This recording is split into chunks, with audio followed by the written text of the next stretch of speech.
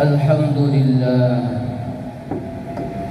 الحمد لله الذي أنزل السكينة في قلوبنا أشهد أن لا إله إلا الله وأشهد أن محمدا عبده ورسوله اللهم صل وسلم وكرم وبارك على سيدنا محمد وعلى آله وصحبه أجمعين أما بعد فيا عباد الله أوصيكم ونفسي بتقوى الله وطاعته لعلكم تفلحون فقال تعالى في القرآن العظيم أعوذ بالله السميع العليم من الشيطان الرجيم بسم الله الرحمن الرحيم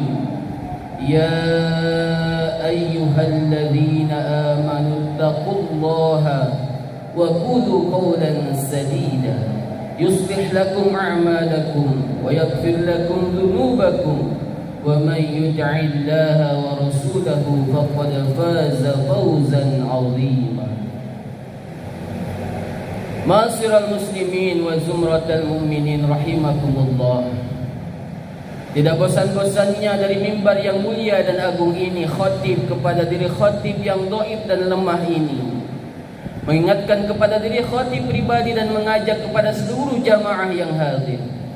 Marilah dengan sekuat tenaga yang kita miliki lahir maupun batin kita bersama-sama meningkatkan keimanan ketakwaan kita kepada Allah Subhanahu wa ta'ala. Mengapa demikian? Harus kita selalu tingkatkan iman dan takwa kita kepada Allah. Tidak ada bekal yang pantas kita bawa menuju Allah. Tidak ada bekal yang pantas kita siapkan menuju hari esok, melainkan ketakwaan kepada Allah Subhanahu wa ta'ala, dengan sederhananya menjalankan seluruh perintah Allah karena Allah Subhanahu wa ta'ala, menjauhi larangan Allah Subhanahu wa ta'ala karena Allah Subhanahu wa ta'ala. Ma'asyiral muslimin wa zumratal mu'minin rahimakumullah. Seorang yang bertakwa dan beriman kepada Allah Subhanahu wa ta'ala, senantiasa dirinya akan memikirkan bagaimana persiapan hidupnya di hari esok. Sebagaimana di Al-Quran disebutkan, ya ayyuhalladzina amanu taqullaha wal tanzur nafsum ma qaddamat lighad. Bahwa salah satu ciri orang beriman akan menimbang bagaimana persiapan mereka di hari esok. Al-Imam Ibnu Katsir menafsirkan dalam tafsirnya, kata ghad adalah yaumul qiyamah, adalah hari kiamat. Maka kalau berkaitan tentang bertambahnya keimanan dan mengingat bagaimana bekal di hari esok, yang mana ketika kita masuk kepada hari esok itu harus melalui yang namanya pintu maut, pintu kematian, yang mana mutlak terjadi kepada kita semua hadirin sekalian. Teringat dalam kitab Mukasyafatul Qulub karya Imam Al-Ghazali, bahwasannya ada persahabatan yang dahsyat dan luar biasa antara seorang nabi dan seorang malaikat. Nabi tersebut adalah Nabi Ya'qub alaihi salatu wassalam. Nabi Ya'qub bersahabat karib, bersahabat dengan seorang malaikat. Beliau tiada lain tiada bukan adalah malaikat Ijrail, malaikat pencabut nyawa. Suatu hari malaikat Israel berkunjung kepada Nabi Ya'qub alaihi salatu wassalam. Masuklah kepada rumahnya. Assalamualaikum ya Ya'qub. Nabi sallallahu alaihi wasallam, wahai Ya'qub, apa kabarkah engkau? Sehat wahai sahabatku Israel. Apakah gerangan yang membuat engkau datang kemari? Kata Nabi Ya'qub alaihi salam. Apakah engkau mau mencabut nyawaku atau berziarah kepadaku? Tidak wahai Ya'qub sahabatku, saat ini aku tidak akan mencabut nyawamu, melainkan aku hanya berkunjung berziarah kepadamu sahabat karibku wahai Ya'qub alaihi salam.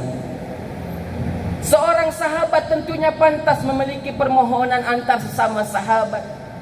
Nabi Yakub alaihi salatu wasalam berpesan kepada malaikat Israil sebelum malaikat Israil pergi. Wahai Israil sahabatku, sebelum engkau pergi tunggulah aku. Bolehkah aku meminta permohonan? Permohonan apa wahai sahabatku? Jikalau nanti suatu saat nanti engkau datang ke rumah, hendak tujuannya mencabut nyawaku, maka janganlah engkau langsung cabut nyawaku, melainkan berikanlah aku 1, 2 atau sampai 3 utusan, sebaya aku persiapan menyambut ajalku menghadap Allah subhanahu wa ta'ala. Minggu berganti minggu, bulan berganti bulan. Setelah kepergian malaikat Israil dari rumah Yakub alaihi salatu wassalam, semakin lama waktu terus bertambah. Nabi Yakub alaihi salatu wassalam semakin tua. Tibalah masanya berkunjung malaikat Israil datang ke rumah Nabi Yakub alaihi salam. Assalamualaikum ya Nabi Allah Yakub alaihi salam. Waalaikumsalam. Ada apa sahabatku wahai Israil? Apakah kedatangan engkau ke sini untuk mencabut nyawaku atau hanya berziarah kepadaku? Wahai sahabatku, Yakub alaihi salatu wassalam, pada saat ini sudah tiba masanya aku mencabut nyawamu. Nabi Yakub kaget seketika. Nabi Yakub tercengang seketika. Wahai sahabatku Israil, bukankah aku pernah berpesan bahwa sebelum engkau mencabut nyawaku, berikan aku 1, 2 atau sampai 3 utusan supaya aku persiapan. Wahai sahabatku Israil, wahai sahabatku Yakub, sudah kuutus utusan itu, namun engkau lupa. Apakah utusan itu wahai sahabatku Israil? Utusan yang pertama, sekarang yang dulu rambutmu hitam, yang engkau bangga-banggakan, engkau rapih-rapihkan dengan cukuran terbaik, sekarang sudah mulai berubah warnanya menjadi putih semua. Itulah utusanku yang pertama wahai Yakub. Dulu badanmu yang tegak, jalan kemana-mana engkau sanggup, bahkan engkau berlari ratusan kilometer engkau sanggup. Kini badanmu sudah berubah menjadi bungkuk. Itulah utusanku yang kedua. Dulu kalau engkau makan apapun engkau sanggup, engkau makan apapun engkau kuat, engkau berlaku apapun engkau kuat dan gagah perkasa. Sekarang mulai tubuhmu lemah dalam melakukan apapun. Lari 1 kilometer engkau sudah tidak sanggup. Maka itulah utusanku yang ketiga. Sudah tiba masanya engkau harus aku cabut pada hari ini. Akhirnya tiba masanya Nabi Yakub alaihi salatu wassalam dicabut nyawanya oleh sahabatnya sendiri, malaikat Israil alaihi salam. Hadirin jamaah rahimakumullah, bahwasannya kita semua pasti akan mati. Tidak ada tua, tidak ada muda, semuanya akan mati. Lantas apa yang akan kita bawa menuju Allah subhanahu wa ta'ala? Allah mengingatkan kepada kita, Alladzi khalaqal mauta, dialah menciptakan mati, wal hayata, dialah yang menciptakan hidup, liyabluwakum ayyukum ahsanu amala, siapa yang paling baik amalnya di sisi Allah. Bukan siapa yang paling banyak amalnya, melainkan siapa yang paling baik amalnya di sisi Allah. Salah satu bekal yang agung adalah fatazawwadu fa inna khaira zadit taqwa. Bekal yang paling utama, bekal yang paling agung adalah ketakwaan kepada Allah subhanahu wa ta'ala.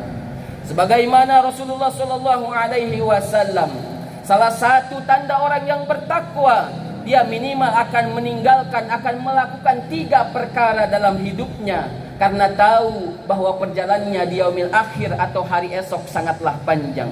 Idza mata'ul insan, ketika seorang mati maka terputuslah amalnya.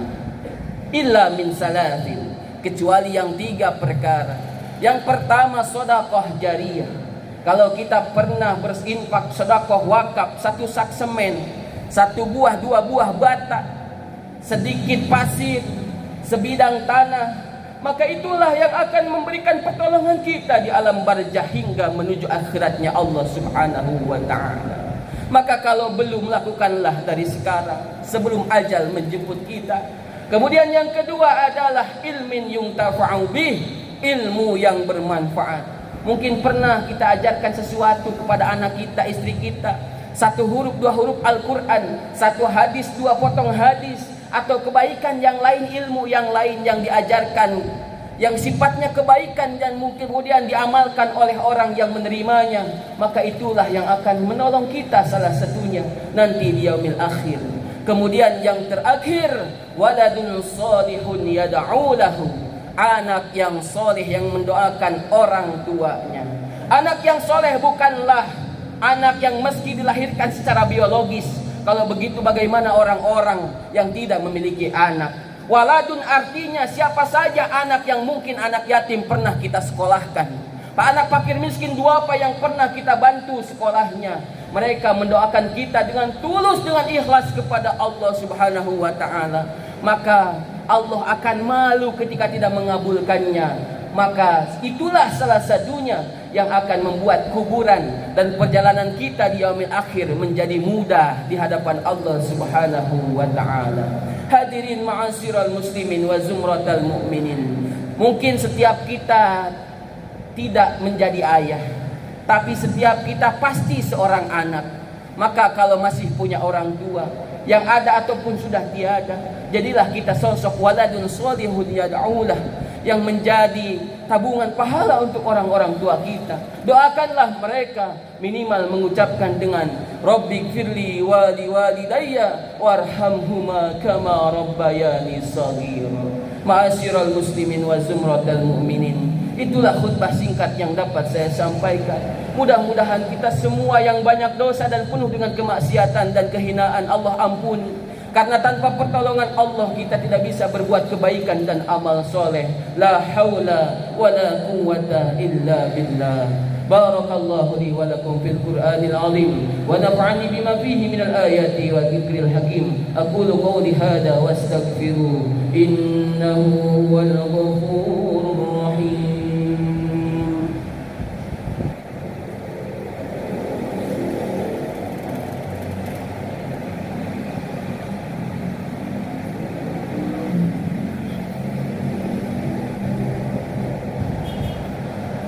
Alhamdulillah alladzi anzala as-sakinata fi qulubil mu'minin liyazdadu imanan ma'a imanihim. Asyhadu an la ilaha illallahul malikul haqqul mubin wa asyhadu anna Muhammadan 'abduhu wa rasuluhu as-sadiqul wa'dil amin. Allahumma salli wa sallim ala nabiyyina Muhammadin khatamin nabiyyin wa imamil mursalin. Amma ba'du, faya ayyuhal hadirun, usi nafsi wa iyyakum bitaqwallahi wa ta'atihi la'allakum tuflihun. Faqala ta'ala, a'udzu billahi as-sami'il 'alim minasy syaithanir rajim. Bismillahirrahmanirrahim. Innallaha wa